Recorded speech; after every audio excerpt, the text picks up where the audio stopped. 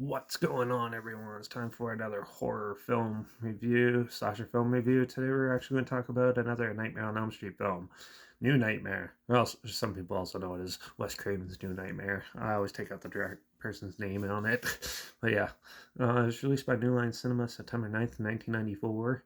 It was produced by Marianne Mandolina and written and directed by Wes Craven, who obviously did the original Nightmare on Elm Street, and he also did Scream, Scream 2, Scream 3, and Scream 4, Red Eye, and The Last House on the Left. It was at a budget of $8 million, and yeah, New Nightmare is one of the first like meta type of movies where basically takes the Scream formula and puts it in the Nightmare on Elm Street formula. And yeah, so the cast of A Nightmare on Elm Street are dealing with like the stresses and everything like that of the popularity of the franchise being so good, and to make a sequel and stuff. And so as it keeps growing, they some of the actors are starting to feel a presence, and they're not sure what it is. Some people think it could be the evil Freddy himself being born out of the stresses of the environment and stuff. And and yeah, it ends up being Freddy who is there to harm them and everything in the real world.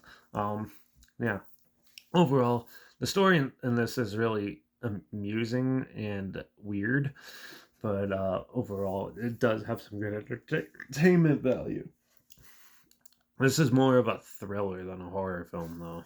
It's yeah, it has some dark, spooky moments. A lot of callbacks to the first one because that's the one Wes Craven did, and has some pretty cool setups and stuff like that. But yeah, the characters in this are actually pretty well developed and all that because they're playing fake versions of themselves, and it kind of benefits in that way. And I really enjoyed that. And yeah, so story, the characters are not too bad, cinematography's good, the music's good, special effects aren't too bad for what's in it, and yeah, the big problem is they changed the look of Freddy. He looks not realistic. It's supposed to be like a different interpretation of him because obviously the film ones isn't going to be the real one, but man, he looked like a comic book character in this, not like a evil villain or anything.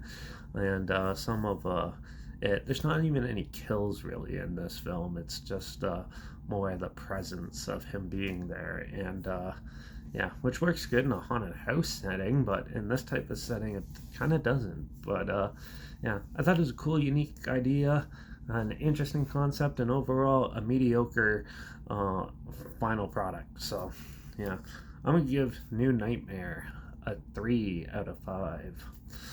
It was amusing enough, but it wasn't perfect or anything like that. It is better than some of the other sequels though. So but yeah, if you want to check it out, I'm not sure where it's streaming or anything, but I'll link the trailer down below so you can check that out. So make sure you check out my Instagram. That's linked down below. It's where I always post clips of films I'm going to review in the future. All my stories, you put the film title hashtag or film title in there and a history thing in there. So make sure you check that out. Also, make sure you check out my Letterbox. It's linked down below. That's where I post my first star rating right after the films at Derek P Reviews, and don't forget to check out my Twitter reviews_Derek to stay in the loop with this channel.